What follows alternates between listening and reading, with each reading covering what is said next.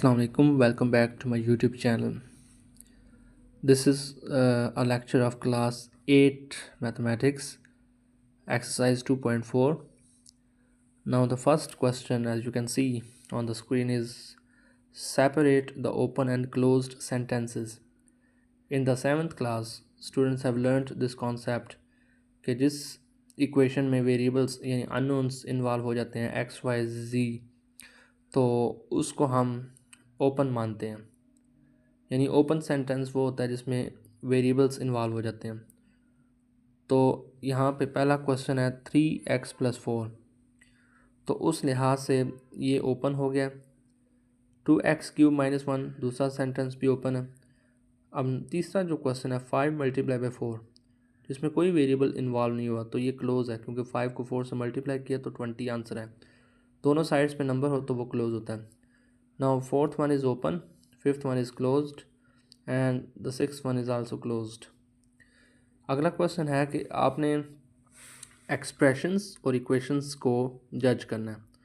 Expression बच्चों वो होता है कि जिसमें इक्वालिटी का साइन ना हो, इक्वल का। जैसे 2x - 1 = 0, तो इक्वल आ गया, तो अब ये इक्वेशन बन गई है। इसी तरह दूसरा जो सवाल है इसमें इक्वल का साइन नहीं है, तो ये एक्सप्रेशन है। थर्ड जो है इसमें इक्वालिटी आ गया, तो ये इक्वेशन बन गया। तो इसी तरह आपने ये सॉल्व कर लेनी है। अब थर्ड क्वेश्चन में इक्वेशंस और इनइक्वालिटीज़ का कंपैरिजन करना है। इनइक्वालिटी वो होती है जिसमें ग्रेटर का साइन या लेस का साइन या लेस या इक्वल का साइन आ जाए। नीचे ये जो बार होती है ये इक्वल को शो करती है, और इसको आपने ऐसे पढ़ना है, लेस देन और इक्वल, लेस देन और इक्वल टू 1। तो ये जो साइंस हैं ये इनइक्वालिटी को रिप्रेजेंट करते हैं, और सिर्फ इक्वल का साइन आ जाए तो वो इक्वेशन बन जाएगा। नाउ अगला क्वेश्चन बड़ा इंपॉर्टेंट है, पॉलिनोमियल की पहचान कैसे करेंगे। तो बच्चों पॉलिनोमियल एक्सप्रेशन में आपने सिर्फ एक रूल देखना है कि वेरिएबल की पावर पॉजिटिव होनी चाहिए और होल नंबर्स में होनी चाहिए। यानी पहले क्वेश्चन में आप देखें तो x की पावर 2 है और वो पॉजिटिव भी है और होल नंबर भी है 2, तो ये पॉलिनोमियल है। सेकंड क्वेश्चन में भी x की यानी वेरिएबल की पावर्स पॉजिटिव हैं तो वो, और होल नंबर्स भी हैं। अब ये 2 जो है ये होल नंबर है, तो ये पॉलिनोमियल है। थर्ड क्वेश्चन में वेरिएबल की पावर नेगेटिव है, नेगेटिव पावर नहीं होनी चाहिए। नेगेटिव पावर होगी तो समझो वो पॉलिनोमियल नहीं है, नॉट अ पॉलिनोमियल। अब फोर्थ क्वेश्चन में x डिनोमिनेटर में आ रहा है और इसी तरह y भी, तो जब वेरिएबल डिनोमिनेटर में आ जाए तो वो फिर पॉलिनोमियल नहीं रहता, क्योंकि जब उसने ऊपर जाना है उसकी पावर ने माइनस हो जाना है, तो वो पॉलिनोमियल नहीं होगा। इसी तरह फिफ्थ क्वेश्चन में भी वेरिएबल्स की पावर पॉजिटिव भी हैं और होल नंबर्स में आ रही हैं, तो वो पॉलिनोमियल है। और इसमें भी लास्ट वाले क्वेश्चन में पॉलिनोमियल है। इसमें 2 जो है वो नंबर है, वो डिनोमिनेटर में आ रहा है, वेरिएबल को डिनोमिनेटर में नहीं होना, बस ये ख्याल रखना है आपने, क्योंकि जब वेरिएबल डिनोमिनेटर में होता है तब पॉलिनोमियल नहीं बनता। और दूसरा, अगर तो पॉलिनोमियल की पावर पॉइंट में आ जाए तब भी वो पॉलिनोमियल नहीं है, क्योंकि पॉलिनोमियल की पावर को होल नंबर्स यानी 1 2 3 में डील करना है आपने।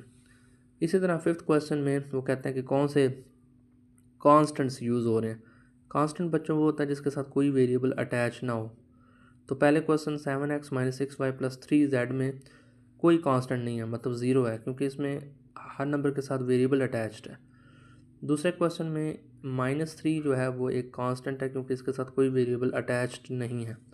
थर्ड में भी आप 5 को देख लें, प्लस का 5, तो इसके साथ कोई वेरिएबल नहीं है, तो ये कांस्टेंट है। लास्ट वाले क्वेश्चन में भी कोई कांस्टेंट नहीं है, ज़ीरो है, क्योंकि सारों के साथ वेरिएबल्स अटैच्ड हो गए। कांस्टेंट वो होता है जिसके साथ कोई वेरिएबल्स अटैच्ड ना हो। नाउ सिक्स क्वेश्चन इज कि पॉलिनोमियल की डिग्री लिखनी है। बच्चों जब सिंपल एक क्वेश्चन आता है जैसे x+1 है, तो इसमें x एक सिंगल वेरिएबल है और इसकी पावर हमेशा 1 होगी, तो वो डिग्री 1 है।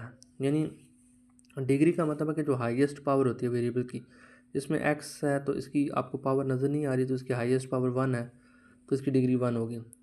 अब इस क्वेश्चन में सेकंड क्वेश्चन में x की मैक्सिमम पावर 2 है तो डिग्री 2 होगी। थर्ड क्वेश्चन में x की मैक्सिमम पावर 3 है तो वो डिग्री 3। अब फोर्थ क्वेश्चन में x2 और y2 कंबाइंड है। जब दो वेरिएबल्स कंबाइंड होते हैं उनकी कंबाइंड पावर आपने लेनी है, 2 में 2 ऐड कर देना, तो 4 आपकी डिग्री हो जाएगी। यहाँ से बच्चे कंफ्यूज होते हैं, वो गलत लिखते हैं। वो समझते हैं कि 3 मैक्सिमम पावर है और यहाँ पे 2 मिनिमम पावर है, लेकिन x और y जब वेरिएबल्स इकट्ठे होते हैं तो बच्चों उन दोनों की पावर्स को ऐड अप कर लेना है, तो 2 + 2 यानी टोटल पावर 4 हो जाएगी। तो वो 4 ज़्यादा है यानी बड़ा है 3 से, तो 4 डिग्री होगी। लास्ट क्वेश्चन है कि पॉलिनॉमियल्स को लीनियर, क्वाड्रेटिक, क्यूबिक और बाई क्वाड्रेटिक के तौर पे जज करना है। लीनियर वो होता है जिसमें वेरिएबल की पावर 1 हो, जैसे पहला क्वेश्चन है इसमें सिंपल एक्स है तो इसके ऊपर कुछ नज़र नहीं आ रहा है, इसकी पावर 1 है तो ये लीनियर है। सेकंड क्वेश्चन में एक्स की पावर 2 है तो वो क्वाड्रेटिक है, क्वाड्रेटिक का मतलब है कि पावर 2 हो। थर्ड क्वेश्चन में भी क्वाड्रेटिक है। फोर्थ में लीनियर है क्योंकि वेरिएबल्स के ऊपर कुछ नहीं है तो उसकी पावर 1 है। फिफ्थ क्वेश्चन में मैक्सिमम पावर 3 है, यानी क्यूबिक क्यूबिक आ जाएगा, वो हाईएस्ट पावर देखनी है आपने, तो वो 3 है तो वो क्यूबिक बन गया। इसमें हाईएस्ट पावर 4 है तो बाई क्वाड्रेटिक का मतलब पावर 4 हो। इसी तरह x2 और y2 कंबाइंड है, इनकी एडअप करेंगे पावर 4 बन जाएगा तो बाई क्वाड्रेटिक बन जाएगा। और लास्ट वाले क्वेश्चन में देखें तो इसमें भी क्वाड्रेटिक है क्योंकि मैक्सिमम पावर 2 है, इधर भी 2 बन रही है इधर भी 2, तो ये क्वाड्रेटिक में जा रहा है। I hope you understood a lot of concepts from this video. Till next time, good bye.